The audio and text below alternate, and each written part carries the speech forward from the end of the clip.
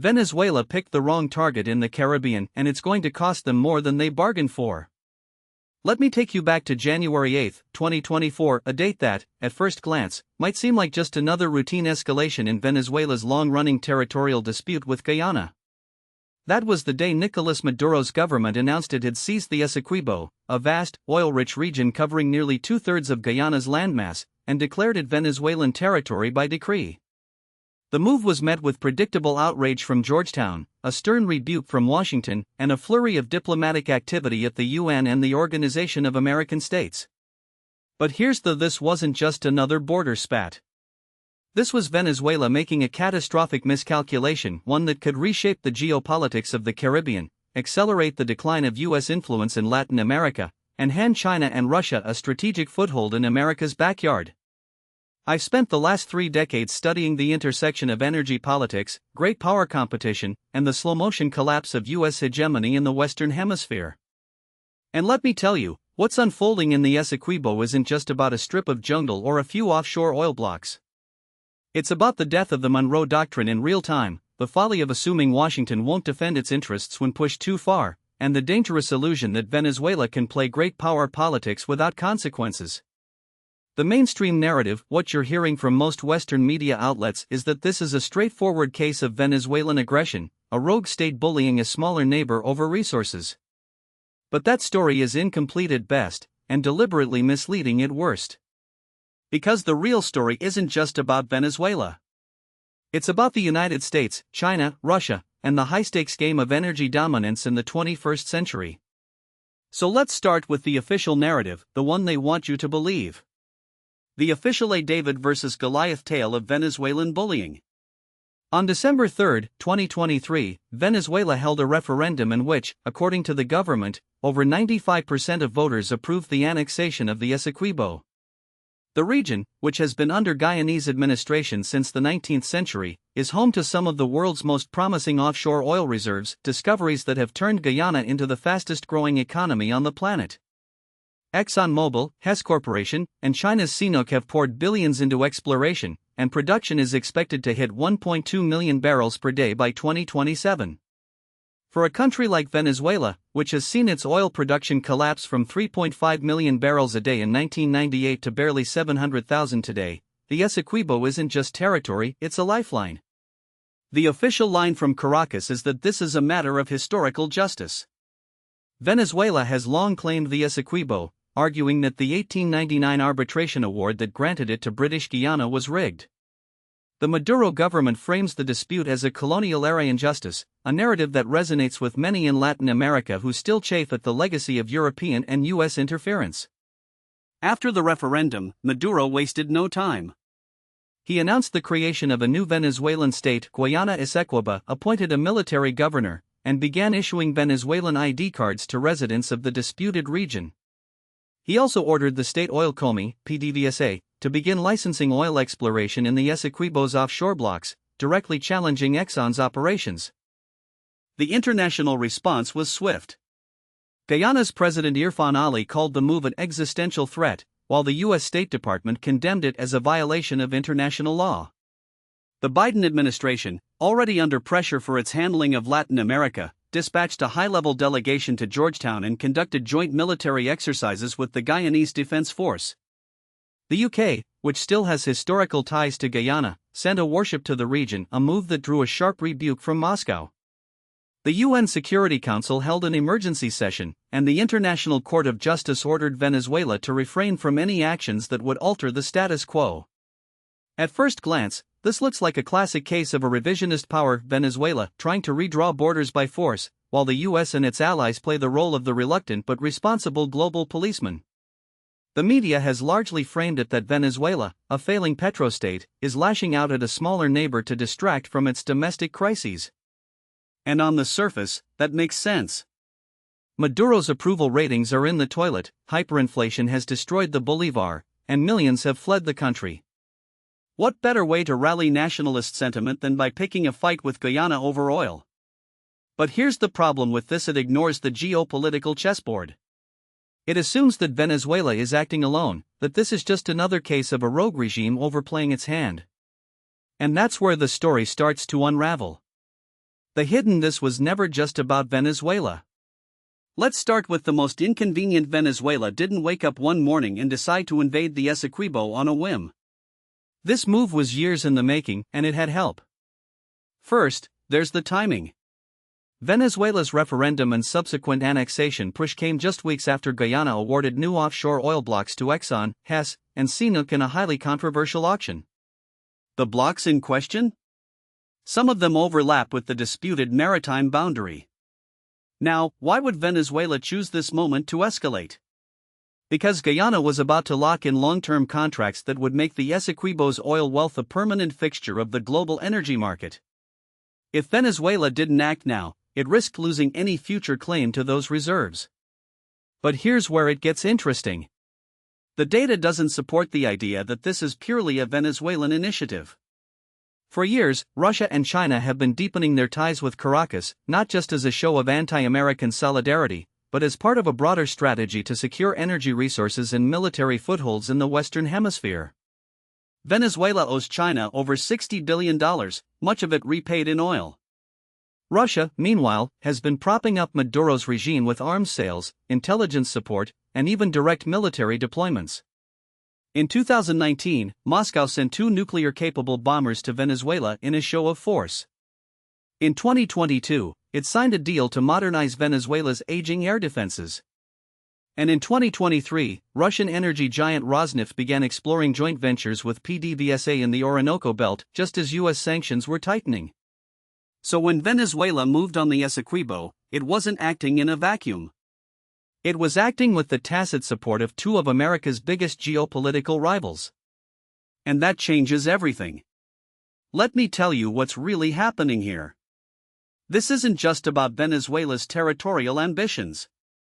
It's about China and Russia testing the limits of U.S. resolve in its own neighborhood. It's about whether the U.S. still has the will or the capability to enforce the Monroe Doctrine in an era of multipolar competition. And it's about whether Washington is willing to risk a direct confrontation with nuclear-armed powers to defend a small, English-speaking Caribbean nation that most Americans couldn't find on a map. Now, I'm not saying this is some grand conspiracy orchestrated by Moscow and Beijing. But I am saying that Venezuela's move was calculated to exploit a moment of American weakness, and that China and Russia are more than happy to let Caracas take the heat while they reap the benefits. The geopolitical how the Essequibo became a proxy war. To understand why this dispute is so dangerous, you have to out. The Essequibo isn't just a border conflict. It's a microcosm of the broader struggle for dominance in the 21st century, a struggle between a declining U.S. hegemon and rising powers that no longer accept American primacy. Let's start with the big picture. Since the end of the Cold War, the U.S. has operated under the assumption that it could maintain unipolar dominance, that no rival would dare challenge its military, economic, or ideological supremacy. That assumption is now in tatters. China has risen as a peer competitor, Russia has reasserted itself as a great power, and the global South is increasingly rejecting Western-led institutions in favor of alternatives like the BRICS and the Shanghai Cooperation Organization. The U.S. is still the world's strongest military power, but its ability to shape global outcomes through coercion alone is diminishing. And nowhere is that more evident than in Latin America. For decades, the U.S. treated Latin America as its exclusive sphere of influence. The Monroe Doctrine, first articulated in 1823, declared that any European interference in the Western Hemisphere would be seen as a threat to U.S. security. For most of the 20th century, that meant coups, proxy wars, and economic domination, all in the name of keeping communism and foreign influence out. But after the Cold War, Washington's attention wandered. The U.S. pivoted to the Middle East, then to Asia, leaving a power vacuum in its own backyard. And into that vacuum stepped China and Russia. China's strategy in Latin America is economic. It's the region's top trading partner, a major investor in infrastructure, and the largest buyer of Latin American commodities. In Venezuela, China has extended billions in loans, secured oil supplies, and even built a satellite tracking station that some U.S. officials believe could be used for military purposes. Russia's approach is more overtly geopolitical. It sold arms to Venezuela, Nicaragua, and Cuba, conducted joint military exercises, and positioned itself as a counterweight to U.S. influence. When the US imposed sanctions on Venezuela, Russia stepped in with oil swaps and financial lifelines. When the US tried to isolate Maduro diplomatically, Russia and China vetoed UN resolutions condemning his regime. Now, here's where the Essequibo comes in. Guyana is a former British colony with deep ties to the West. It's a member of the Commonwealth, a partner in US military exercises, and a key player in the Caribbean's energy boom. For China and Russia, a US-backed Guyana is a problem. It's a stable, pro-Western democracy sitting on top of some of the world's most valuable oil reserves. And if those reserves fall under the control of Exxon and Hess, that's oil that won't be flowing to China or Russia. But if Venezuela seizes the Essequibo, and if China and Russia can help Caracas hold onto it, suddenly you have a scenario where the US is forced to either accept a fait accompli or risk a direct confrontation with nuclear-armed powers. This is the new Cold War in the Western Hemisphere. It's not about ideology, it's about resources, influence, and the slow erosion of US dominance. And the Essequibo is the first major test of whether the US is still willing to fight for its backyard. The military way this could spiral out of control. Now, let's talk about the military implications, because this is where things get really dangerous. The US has been clear that it will defend Guyana's territorial integrity. In December 2023, the U.S. Southern Command conducted joint military exercises with the Guyanese Defense Force, including air and maritime patrols near the disputed border. The UK sent the HMS Trent, a patrol vessel, to the region, a move that drew a sharp rebuke from Russia, which accused London of provocative actions. The U.S. has also deployed reconnaissance drones and increased intelligence sharing with Georgetown. But here's the Venezuela is not some weak, isolated state. It's a country with one of the largest oil reserves in the world, a battle-hardened military, and the backing of two nuclear powers. Its armed forces may be outdated, but they're not irrelevant. Venezuela has Russian-made S-300 air defense systems, Sukhoi fighter jets, and a network of military bases that could make any U.S. intervention costly. And let's not Venezuela is a major cocaine transit hub, with deep ties to Colombian guerrillas and Mexican cartels. A U.S. military operation in the Essequibo wouldn't just be a fight against the Venezuelan military, it would be a fight against a web of non-state actors with a vested interest in keeping Maduro in power. Now, I've heard the hawks in Washington say this would be a quick and easy operation. That's the same thing they said about Iraq in 2003. The same thing they said about Libya in 2011. And look how those turned out. The U.S. military is stretched thin. It's still dealing with the fallout from Afghanistan and Ukraine. It's facing recruitment crises and budget constraints. And most importantly, it's operating in a world where China and Russia are no longer passive observers. If the US moves against Venezuela, it's not just risking a regional conflict, it's risking a global one. Let me be the US does not have the appetite for another war. The American public is war-weary. Congress is divided. And the Biden administration is already juggling crises in Ukraine, the Middle East, and the Taiwan Strait. But here's the if the US doesn't act, it sends a message to the rest of the world that its red lines are negotiable. That its allies can be bullied. That its sphere of influence is up for grabs. This is the dilemma Washington faces. And it's why the Essequibo is so dangerous. Because in a multipolar world, even small conflicts can spiral into great power confrontations. The domestic why Biden can't afford to look weak. Now, let's talk about the domestic political dimension, because this isn't just about geopolitics. It's about elections. Joe Biden is in a tough spot. His approval ratings are underwater. The economy is a mixed bag. And the 2024 election is shaping up to be a rematch with Donald Trump, who has already signaled that he'll attack Biden on foreign policy. Trump's message is Biden is weak. America is being pushed around. And if Biden allows Venezuela to seize the Essequibo without a strong response, Trump will use it as Exhibit A in his case against him. This is where things get messy. Because while the US doesn't want a war, it also can't afford to look like it's backing down. So what does Biden do? He walks a tightrope. He sends military advisors to Guyana. He conducts joint exercises. He imposes new sanctions on Venezuela. But he stops short of direct military action. Why? Because the American public doesn't want another war. Because Congress is divided. And because the last thing Biden needs is a foreign policy crisis in an election year. But here's the Maduro knows this. He knows that Biden is constrained by domestic politics. And he's betting that the US won't risk a major confrontation over a small, distant country like Guyana. That's why he's escalating. That's why he's issuing decrees and sending troops to the border. He's testing Biden's resolve. And if Biden blinks, it won't just be a victory for Venezuela, it'll be a victory for China and Russia, who will see it as proof that the US is a paper tiger. This is the trap Biden is in. If he acts too aggressively, he risks a war. If he doesn't act aggressively enough, he looks weak.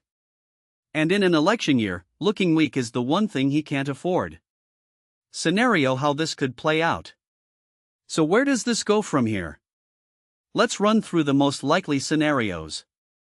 Scenario 1, the frozen conflict. In this scenario, Venezuela consolidates its control over the Essequibo through a mix of military posturing, economic pressure, and diplomatic maneuvering. The US and its allies impose sanctions, but they stop short of military action. China and Russia provide just enough support to keep Maduro afloat, but not enough to trigger a direct confrontation with the US. The ICJ rules against Venezuela, but Caracas ignores the decision, arguing that the court has no jurisdiction. The result? A frozen conflict, one where Venezuela controls the territory in practice, but not in law. This is the most likely outcome, and it's the one that serves China and Russia's interests best. It weakens US credibility without forcing them to take a direct role. Scenario 2, the limited US intervention. In this scenario, the US decides it can't afford to look weak and takes limited military action. It could be airstrikes against Venezuelan military positions near the border. It could be a naval blockade to prevent PDVSA from exporting oil from the Essequibo.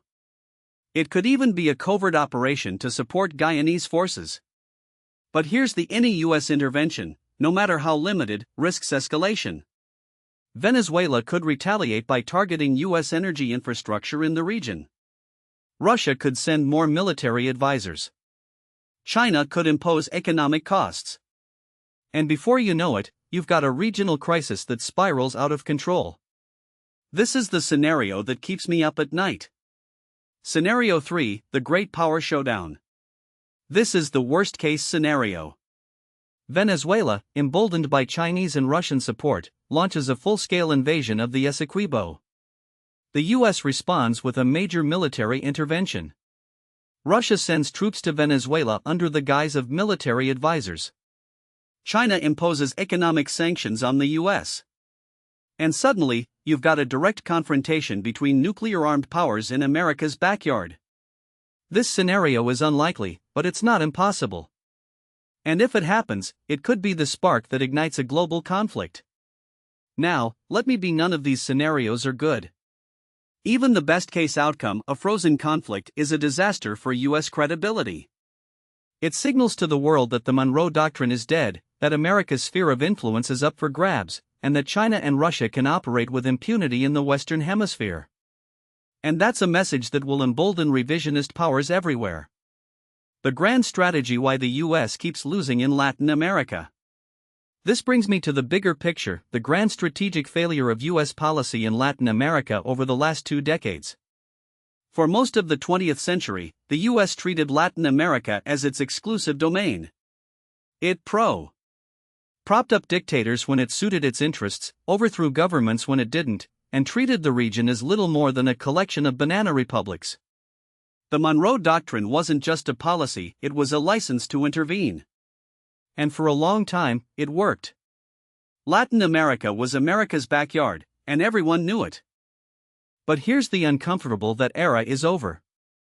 The US hasn't just lost influence in Latin America, it's been systematically outmaneuvered.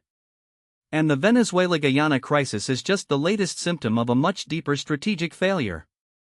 Now, what most people don't realize is that this decline didn't happen overnight. It's the result of 2 decades of missteps, arrogance, and a fundamental misunderstanding of how power works in the 21st century. Let me break it down. First, there's the issue of credibility. The US has spent the last 20 years lecturing Latin America about democracy, human rights, and the rule of law while simultaneously undermining those very principles when it suited its interests. Take Honduras in 2009. When President Manuel Zelaya was ousted in a coup, the Obama administration initially condemned the move, only to later recognize the coup government after pressure from US business interests. Or look at Brazil in 2016, where the US quietly supported the impeachment of Dilma Rousseff, a democratically elected president, because her government was too friendly with China. These weren't isolated incidents, they were part of a pattern. And every time the US bent its own rules, it eroded its moral authority in the region. Second, there's the economic dimension. The US has long assumed that Latin America's economies would remain dependent on American markets and investment. But that assumption is no longer true. China has spent the last 2 decades systematically replacing the US as the region's top trading partner. In 2000, China's trade with Latin America was just $12 billion. By 2022, it had ballooned to over $450 billion, more than double the US-Latin America trade volume. And it's not just trade. China has become the largest lender to Latin American governments, with loans totaling over $137 billion since 2005. Venezuela alone has received over $60 billion in Chinese loans, much of it secured against future oil shipments. Meanwhile, the US has been cutting back on foreign aid and investment in the region. In 2022, US foreign assistance to Latin America was just $2.4 billion, less than what China spends in a single year on infrastructure projects in the region. Here's the China isn't just outspending the US. It's out-strategizing it. While the US has been focused on short-term political wins like sanctioning Venezuela or pressuring countries to vote against China at the UN, Beijing has been playing the long game. It's building ports in AMA, railways in Peru, and 5G networks in Brazil. It's offering loans with no strings attached, no demands for democratic reforms, no lectures on human rights. And it's doing it all while the US is distracted by wars in the Middle East and great power competition in Asia. Third, there's the military dimension. The US still has a massive military presence in Latin America, bases in Colombia, Honduras, and Cuba, not to mention the Fourth Fleet patrolling the Caribbean. But that presence is increasingly irrelevant. Why? Because the US military is designed to fight wars, not win influence. It's great at dropping bombs, but terrible at building relationships. Meanwhile, Russia and China have been quietly exiting their military footprint in the region. Russia has sold billions of dollars in arms to Venezuela, Nicaragua, and Bolivia. It's conducted joint military exercises with Venezuela and Cuba. And it's even opened a military training center in Nicaragua. China, for its part, has been selling drones to Bolivia, radar systems to Ecuador, and armored vehicles to Venezuela. And both countries have been using their militaries to provide training, intelligence, and logistical support to their allies in the region. Let me explain why this matters. The US has long assumed that its military dominance in Latin America is unchallenged. But that dominance is being eroded. Venezuela's recent actions in the Essequibo aren't just a territorial dispute, they're a test of US resolve. And if the US fails to respond effectively, it will send a message to the rest of the America's security guarantees are no longer reliable. Which brings me to the ideological dimension. The US has spent the last 20 years trying to export democracy to Latin America. But democracy isn't a product you can sell, it's a system that has to be built from within. And in many cases, the US has undermined that process. Look at Venezuela. In the early 2000s, the Bush administration openly supported a coup against Hugo Chavez. When that failed, it imposed sanctions that crippled the economy and pushed Venezuela into the arms of Russia and China. Or look at Bolivia, where the US supported the ouster of Evo Morales in 2019, only to see his party return to power a year later. These interventions didn't just fail, they backfired. They made the US look like a meddling hegemon, and they pushed Latin American governments closer to China and Russia. Now, I'm not saying the US should abandon its values. But it needs to be smarter about how it promotes them. Democracy can't be imposed from the outside, it has to be nurtured from within. And that requires patience, humility, and a willingness to work with governments that don't always share America's priorities. So where does that leave us? The Venezuela-Guyana crisis isn't just a territorial dispute, it's a wake-up call. It's a reminder that the U.S. is no longer the undisputed hegemon in Latin America. And if it wants to regain its influence, it needs to stop treating the region as an afterthought. It needs to invest in long-term economic partnerships, not just short-term political wins. It needs to rebuild its credibility by living up to its own principles. And it needs to recognize that military power alone won't secure its interests in the 21st century. The question: does Washington have the strategic patience to do that? Or will it keep making the same mistakes until one day it wakes up to find that Latin America is no longer its backyard, but someone else's? Now, what most people don't realize is that this crisis isn't just about Maduro's bluster or Guyana's oil wealth, it's a stress test for Venezuela's own political system, and the results aren't pretty. Let me explain why this matters for the domestic chessboard in Caracas.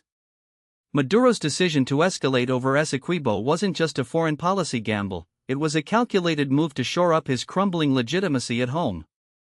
The numbers tell the story.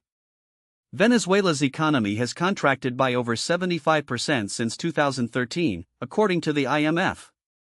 Hyperinflation, which peaked at an eye-watering 1,000,000% in 2018, has stabilized only because the bolivar has effectively ceased to function. People now use dollars or barter.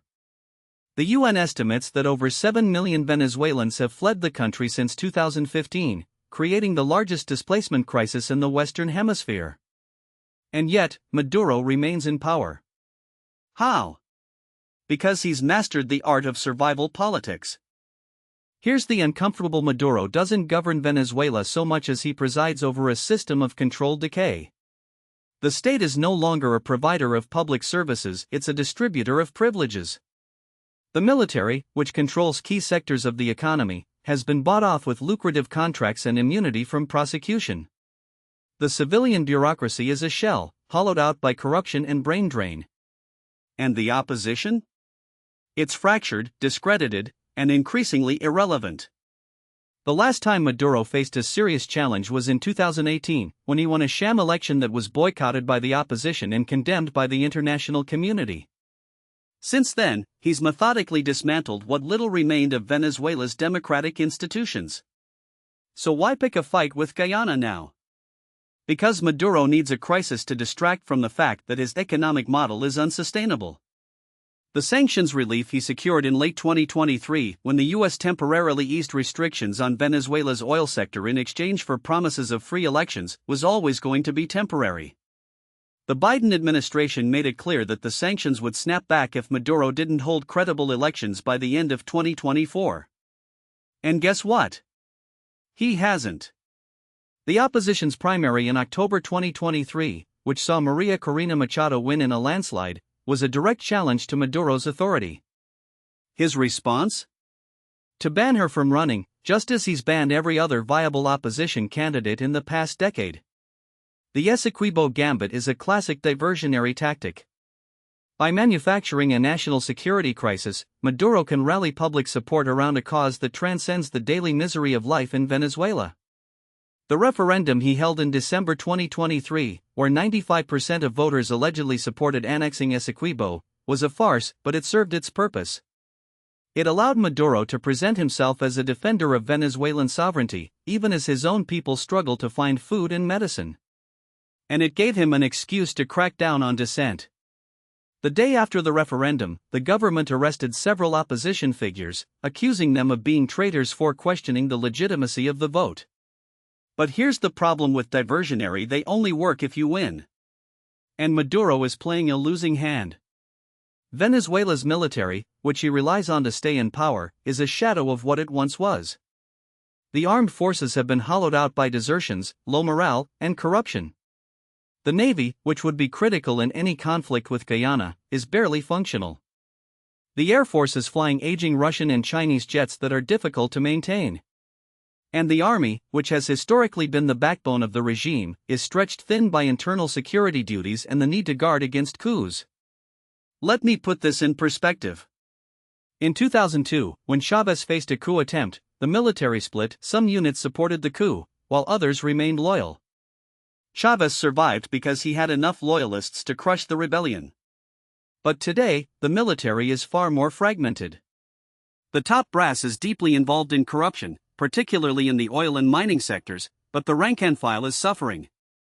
Soldiers earn the equivalent of $5 to $10 a month. Many have deserted or joined criminal gangs. And the ones who remain are increasingly disillusioned. In 2019, when Juan Guaidó declared himself interim president and called on the military to defect, only a handful of low-ranking officers answered the call. But that doesn't mean the military is loyal, it just means they're hedging their bets. Now, imagine Maduro orders an invasion of Essequibo. What happens next? The US has already made it clear that it will defend Guyana, and the British have sent a warship to the region as a show of force. Venezuela's military, already stretched thin, would be forced to fight a war on two against Guyana's forces and against potential internal unrest. The opposition, which has been lying low since Machado's ban, could seize the moment to mobilize. And the military, which has no appetite for a losing war, might finally turn on Maduro. This is the scenario that keeps Maduro up at night. He knows that if he backs down, he looks weak. But if he escalates, he risks losing everything. So he's playing for time, hoping that the US will blink first. But the US has no incentive to back down. Guyana is a strategic partner, and the Biden administration can't afford to look weak in an election year. So we're left with a dangerous game of chicken, where neither side can afford to lose face. But here's the thing about games of they only end when one side swerves. And in this case, Maduro is the one driving the car with the weaker engine. Venezuela's economy is in freefall, its military is demoralized, and its people are exhausted. The only thing keeping Maduro in power is the lack of a viable alternative. The opposition is divided, the military is hedging its bets, and the international community is focused on other crises. But that could change in an instant. Let's consider a few scenarios. The first is that Maduro backs down. He could claim victory in the referendum, declare that Venezuela has reclaimed Essequibo in the eyes of the world, and then quietly drop the issue. This would be the smartest move, but it would also expose him as a paper tiger. The opposition would seize on his weakness, and the military might start to question his leadership. The second scenario is that Maduro escalates, either by seizing a small piece of territory or by launching a limited military operation. This would be a high-risk gamble, but it could pay off if the US and Guyana don't respond forcefully. The third scenario is that the crisis spirals out of control, leading to a full-blown conflict. This is the least likely outcome, but it's also the most dangerous. A war with Guyana would be a disaster for Venezuela, but it could also destabilize the entire region. The most likely outcome, in my view, is that Maduro will try to thread the needle. He'll keep the crisis simmering, using it to justify crackdowns on dissent and to rally public support, but he won't risk a full-scale war. He'll hope that the US will get distracted by other crises and that Guyana will eventually tire of the pressure. And he'll use the time to consolidate his power ahead of the 2024 elections, which he will almost certainly rig. But here's the even if Maduro survives this crisis, Venezuela's long-term prospects are bleak. The country is running out of options. The oil sector, which once accounted for 95% of export earnings, is in terminal decline. Production has fallen from 3.5 million barrels per day in 1998 to just 700,000 barrels per day today. The state oil company, PDVSA, is a shell of its former self, plagued by corruption, mismanagement, and sanctions. And the US is no longer willing to give Maduro a free pass. The sanctions relief that was granted in 2023 was always conditional, and the Biden administration has made it clear that it will reimpose them if Maduro doesn't hold free elections. So where does that leave Venezuela? In a word, trapped. Maduro can't afford to reform the economy because that would require dismantling the patronage networks that keep him in power. He can't afford to hold free elections because he would almost certainly lose. And he can't afford to escalate the conflict with Guyana because that would risk a military defeat and potential regime collapse. So he's left with a strategy of muddling through, hoping that anything, will change the equation. But here's the thing about muddling: it only works until it doesn't. And in Venezuela's case, the clock is ticking. The country's infrastructure is collapsing, its population is shrinking, and its institutions are rotting from within. The opposition, for all its flaws, is still the only viable alternative to Maduro. And the international community, for all its divisions, is still united in its desire to see Venezuela return to democracy. The question is whether Maduro can keep the lid on the pressure cooker long enough to outlast his opponents. And the answer, I suspect, is no. The Essequibo crisis is just the latest symptom of a regime that is running out of time. Maduro may survive this round, but he can't survive forever. The only question is what comes next and whether Venezuela can avoid a full-blown collapse.